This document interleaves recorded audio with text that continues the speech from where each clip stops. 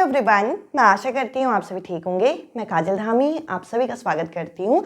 आज की ये शॉर्ट वीडियो आप लोगों के लिए बहुत ज़्यादा इंपॉर्टेंट वीडियो होने वाली है यदि आप सीटेट पेपर 2 मैथ साइंस के यहाँ पे प्रिपरेशन कर रहे हैं।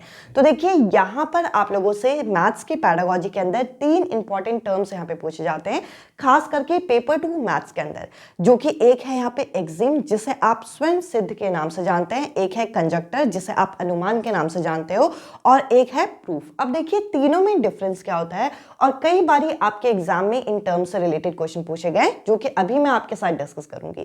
पर इससे पहले मैं आप लोगों के साथ इन सभी टर्म्स को यहाँ पे डिस्कस करती हूँ, और ये टॉपिक बहुत ज्यादा इंपॉर्टेंट है। जो मैथ्स की पैडागोजी आपकी पेपर 2 में 10 मार्क्स की पूछी जाती है, उसमें से आप कंफर्म मान के चलिए कि 1 मार्क्स इस टॉपिक से यहाँ पे फिक्स हो जाएगा। और मैं हमेशा आपको ये कहती हूँ कि हर टॉपिक जो है आपको कोई ना कोई मार्क्स दिला के जाता है, तो ये टॉपिक तो वैसे भी बहुत ज्यादा इंपॉर्टेंट होता है और एक डिमांडिंग टॉपिक है। अब अगर मैं सबसे पहले यहाँ पे एग्जिम्स की बात करूं और एग्जिम्स की हिंदी देखूं, तो एग्जिम की हिंदी क्या है? यहाँ पर इसका मतलब है स्वयं सिद्ध, जो कि खुद ही सिद्ध है, जिसको हमने क्या किया है, ये एक ऐसी स्टेटमेंट होती है, ये एक ऐसा कथन होता है जिसको हमने क्या किया है, जिसको हमने एज्यूम कर लिया है, जिसको हमने मान लिया है कि ये ट्रू है विदाउट प्रूफ, बिना किसी प्रूफ के हमने इसे सही मान लिया है कि ये तो सही है ही।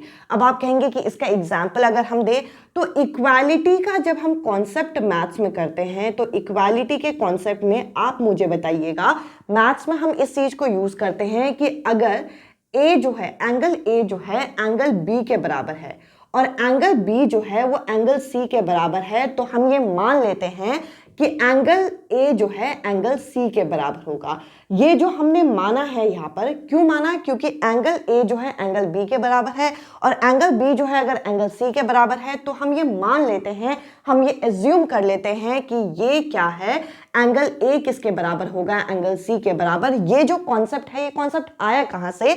ये कॉन्सेप्ट आया आपके एग्जिम से। तो एग्जिम्स उन स्टेटमेंट को, उन कथन को बोलते हैं जिनको हमने मान लिया है कि वो सही है विदाउट किसी प्रूफ के साथ। आई होप ये एग्जिम्स का कॉन्सेप्ट आपको क्लियर हो गया होगा। अब मैं अगर यहाँ पे अनुमान यानी कि कंजक्टर की बात करूं, तो ये एक तरीके से ऐसे असर्शंस होते हैं, ऐसे अभिकथन इनको हम कहते हैं, जो कि अभी यहाँ पर प्रूफ नहीं हुए हैं। अब ये आप कहेंगे कि इसके एग्जाम्पल अगर हम दें, तो ये एक ऐसे स्टेटमेंट है जो कि प्रूफ अभी नहीं हुए, जिनको हमें क्या करना है, फ्यूचर में प्रूफ करना है। अब इसका एग्जांपल अगर मैं आपसे कहूं, तो देखिए, आपने फ्रैक्शन में एक कॉन्सेप्ट यहाँ पे पढ़ा होगा कि यहाँ पर हम कहते हैं कि जिसका डिनोमिनेटर बड़ा होता है उसका पूरा फ्रैक्शन जो है छोटा आंसर आता है। ये कॉन्सेप्ट हमें बताया गया है, और हम कभी कभार बच्चों को पढ़ाते हुए इस तरीके से भी बोलते हैं कि अगर न्यूमरेटर सेम होगा तो आप ये देखिएगा कि किसका डिनोमिनेटर आपका छोटा है, वो आंसर आपका बड़ा होगा। तो हम क्या कर रहे हैं, ये एक ऐसे अभिकथन बच्चे को दे रहे हैं, ये एक ऐसे असर्शन दे रहे हैं जो कि बच्चा बाद में प्रूफ कर सकता है। इसको आप प्रूफ करके देख सकते हो। अगर आप इसे डिवाइड करोगे तो ये आएगा आपका 0.5 के बराबर और ये आएगा आपका 0.2 के बराबर, और अगर आपने डिवाइड करके इसको प्रूफ कर दिया, तो प्रूफ करने के बाद भी आपका आंसर कौन सा बड़ा आ रहा है? 0.5 बड़ा आ रहा है। तो एग्जिम्स और कंजक्टर में क्या फर्क है कि एग्जिम्स उन स्टेटमेंट को कहते हैं कि जिनको हमने मान लिया है कि वो सही हैं, हमें इसे प्रूव करने की जरूरत नहीं है कि ए सी के बराबर है। क्यों? क्योंकि अगर ए बी के बराबर होगा, बी सी के बराबर होगा, तो ए सी के बराबर होगा ही होगा। इसके अलावा कंजक्टर को आप प्रूफ करके देख सकते हो कि वो सही है या नहीं है। अब अगर मैं प्रूफ की बात करूं, तो प्रूफ वो होते हैं जिसका हमारे पास कंक्लूजन आ गया है कि ये सही है। LHS इक्वल टू RHS, ये हम करते भी हैं मैथ्स में कई बारी। तो ये आपके 3 टर्म्स होते हैं जिनसे रिलेटेड क्वेश्चन पूछे जाते हैं। कंजक्टर वो ऐसे स्टेटमेंट जो कि फ्यूचर में प्रूफ होंगे, इनका प्रूफ जो है हम कब करेंगे? फ्यूचर में करेंगे। अभी किया नहीं है प्रूफ, इनको हम प्रूफ करेंगे ही नहीं, इनको हम मान लेंगे कि ये सही है, और प्रूफ तो ऑलरेडी प्रूफ्ड है, यानी कि ये आंसर हमारा आ गया है। अब मैं कुछ क्वेश्चंस आप लोगों के लिए लेके आई हूँ, और देखिए, ये कॉन्सेप्ट मैं आप लोगों के साथ मैथ्स पैडागोजी में अलग से कराने वाली थी, बट मुझे कुछ पर्टिकुलर कमेंट्स आए थे कि ये टर्म्स यहाँ पे हमें एक्सप्लेन कर दीजिए, ताकि इन टर्म्स से रिलेटेड अगर आप प्रीवियस ईयर क्वेश्चंस करें तो आपको ये चीज यहाँ पे क्लियर हो। हो। मैं चाहती हूँ कि आप लोग ऑलराउंड डेवलपमेंट के साथ साथ अपने इस एग्जाम को दें और आपके हर टर्म्स यहाँ पे क्लियर हो।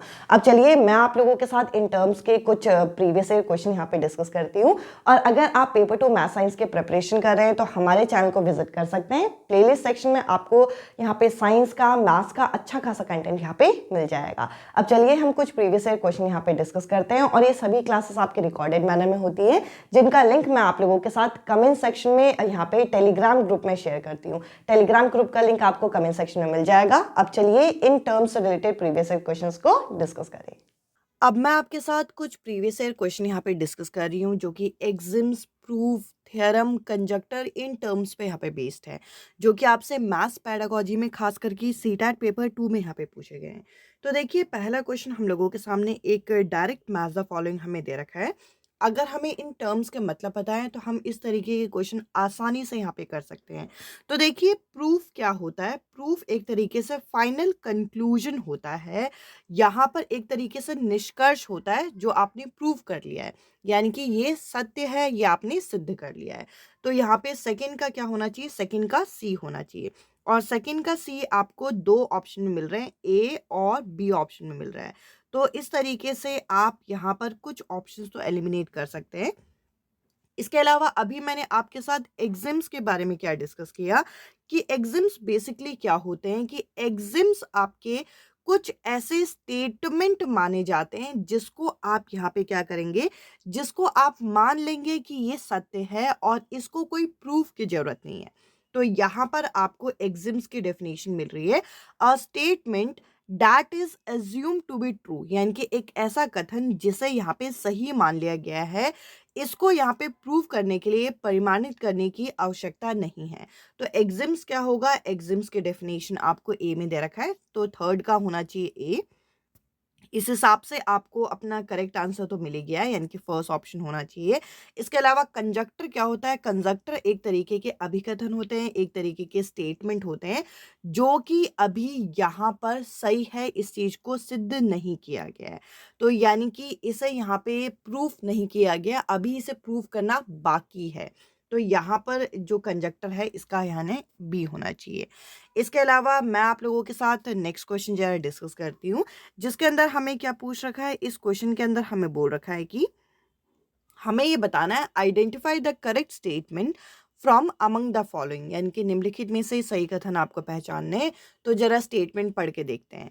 तो यहाँ पे बोल रखा है कि फॉर्मल प्रूफ, यानी कि जो औपचारिक, यहाँ पे जब आप औपचारिक तरीके से प्रूफ चीज़ों को करेंगे, are obtain only by deductive reasoning. तो देखिए ओनली वर्ड से ये ऑप्शन गलत हो जाएगा कि कभी भी आप जो फॉर्मल प्रूफ है सिर्फ और सिर्फ आपको डिडक्टिव रीजनिंग से मिलेगा, ऐसा नहीं है। इंडक्टिव तरीके से भी आप निकाल सकते हो, डिडक्टिव तरीके से भी निकाल सकते हो, तो ये आपका गलत हो जाएगा। इसके अलावा यहाँ पे बोल रखा है कि हाइपोथेसिस, जो आप परिकल्पना करते हैं, ये सिर्फ और सिर्फ डिडक्टिव लॉजिक द्वारा ही फॉर्मुलेट हो सकते हैं। तो ओनली वर्ड की वजह से ये ऑप्शन भी गलत है। तो देखिए मैंने आपके साथ कई सारे पेडागोजी के सेशन यहाँ पे डिस्कस किए हैं। मैंने आप लोगों को ये पॉइंट कहा था कि पेडागोजी में जिसमें ओनली वर्ड होता है वो ऑप्शन हम छोड़ते चले जाते हैं। अब अगला ऑप्शन क्या है कि conjecture has no role in construction of mathematical knowledge. तो देखिए ये जो हम अनुमान लगाते हैं, यहाँ पर जो हम कंजक्टर रखते हैं, इसका कोई रोल नहीं होता। तो देखिए अगर कोई रोल होता ही नहीं तो हम पढ़ते क्यों? तो ये ऑप्शन भी यहाँ पे गलत हो जाएगा। इसके अलावा यहाँ पे counter example are helpful in assessing the validity of generalization, यानी कि सामान्यकरण की वैधता को निर्धारित करने के लिए यहाँ पे कुछ उदाहरण जो है, ये प्रति उदाहरण जो है सहायक होते हैं। अगर आप किसी कॉन्सेप्ट को वैलिड प्रूफ करना चाहते हो तो उसके अगर आप काउंटर एग्जाम्पल दोगे, यानी कि एक एग्जाम्पल टीचर की तरफ से आया, एक एग्जाम्पल आपकी तरफ से काउंटर एग्जाम्पल आ रहा है, तो आप उस चीज़ को और ज़्यादा वैलिड प्रूफ कर रहे हो, तो ये तो सही है। तो यहाँ पर डी जो ऑप्शन होगा इस क्वेश्चन का करेक्ट आंसर है। इसके अलावा नेक्स्ट क्वेश्चन हम यहाँ पे डिस्कस करते हैं। तो देखिए नेक्स्ट क्वेश्चन में हम लोगों को बोल रखा है, क्वेश्चन नंबर 27 है, ये अलग अलग साइड से लिए हुए क्वेश्चन है। अब इस क्वेश्चन के अंदर हमसे क्या पूछ रखा है?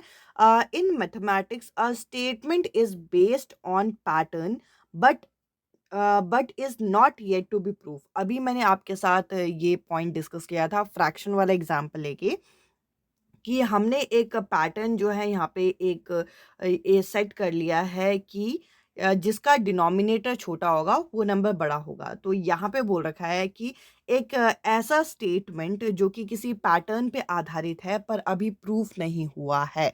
तो ये एक पैटर्न ही तो है कि डिनोमिनेटर छोटा तो आंसर बड़ा, तो ये पैटर्न बना रखा है। अब अगर पैटर्न पे यहाँ पे स्टेटमेंट को तैयार किया गया है और इस स्टेटमेंट को अभी प्रूफ नहीं किया गया, तो इसको हम क्या बोलते हैं? इसको हम अनुमान बोलते हैं, इसको हम कंजक्टर बोलते हैं। तो ये एक अनुमान लगाया गया है। इसके अलावा नेक्स्ट क्वेश्चन यहाँ पे है, what which of the following is are true about axioms in mathematics. Axioms वो स्टेटमेंट होती हैं जिनको प्रूफ की कोई रिक्वायरमेंट नहीं होती, जिसको हम क्या करते हैं, जिसको हम मान लेते हैं कि ये स्टेटमेंट आपकी सही है। इस तरीके से जो स्टेटमेंट होंगी उनको हम एग्जिम्स बोलते हैं। ये चीज़ आपको क्लियर होना चाहिए। अब जरा पढ़ के देखते हैं। Axioms are proposition which required proof, यानी कि स्वसिद्ध जो है इसे साध्य होने के लिए हमें प्रूफ की ज़रूरत है। तो ये स्टेटमेंट तो गलत हो गया। एग्जिम्स को हमने मान लिया है कि ये सही है, जैसे कि ए अगर बी के बराबर है और बी अगर सी के बराबर है तो ए सी के बराबर होगा, ए सी का दोस्त होगा। ये हमने मान लिया, इसको प्रूफ की ज़रूरत नहीं है। तो यहाँ पर ये ऑप्शन गलत हो जाएगा, ये वाला ऑप्शन गलत हो जाएगा। इसके अलावा बी स्टेटमेंट क्या बोल रखा है, axioms can be use to proof other mathematical problem. Exactly, axioms जो है स्वसिद्ध जो है इसका उपयोग करके हम अन्य गणितज्ञ जो परामय हैं उनको सिद्ध करने के लिए प्रयोग करते हैं। तो एग्जिम्स का प्रयोग किया जाता है। इस कॉन्सेप्ट को यूज करके आप दूसरे कॉन्सेप्ट को यहाँ पे प्रूव कर सकते हैं।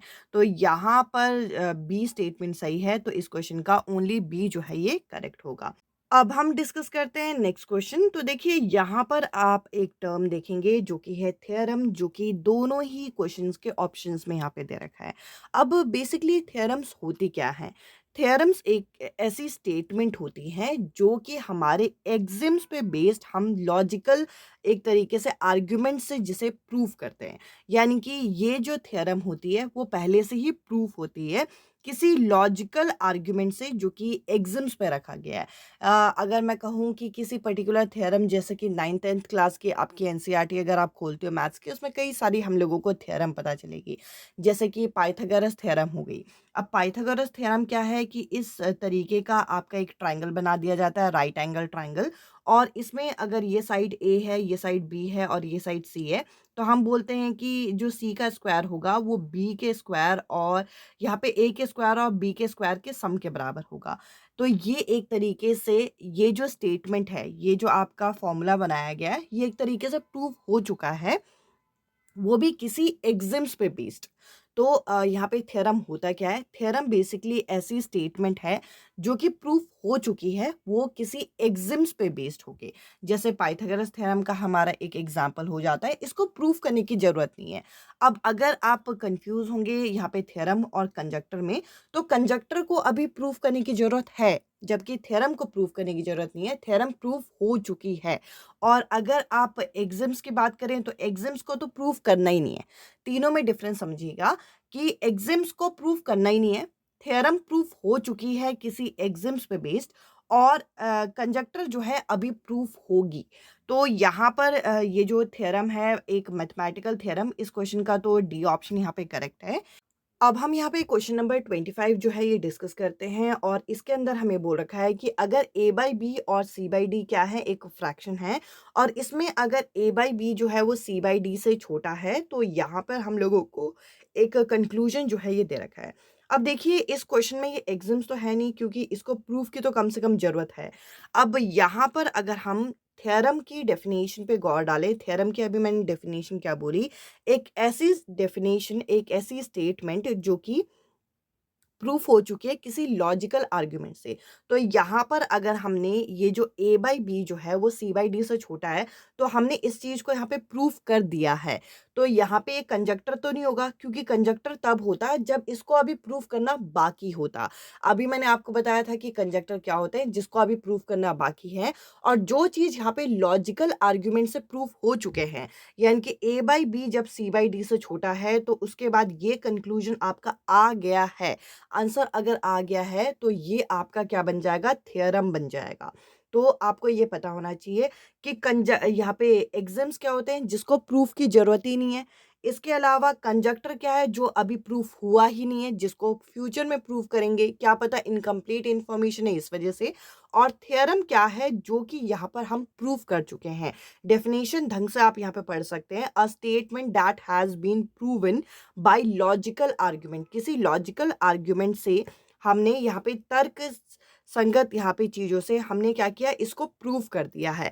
तो इस कॉन्सेप्ट से हमने इसको प्रूफ कर दिया है, क्योंकि ये प्रूफ हो चुका है, तो ये क्या हो जाएगा, थ्योरम हो जाएगा। आई होप ये सभी टर्म्स जो आपको थोड़ा सा कंफ्यूज कर सकती हैं, यहाँ पर मैंने क्लियर करने की कोशिश की है। मैं उम्मीद करूंगी कि ये टर्म्स आपको यहाँ पे क्लियर हुई होंगी। आज के इस वीडियो में इतना ही। अब मैं आपसे मिलती हूँ अगली वीडियो में अगले टॉपिक के साथ। Bye bye, take care.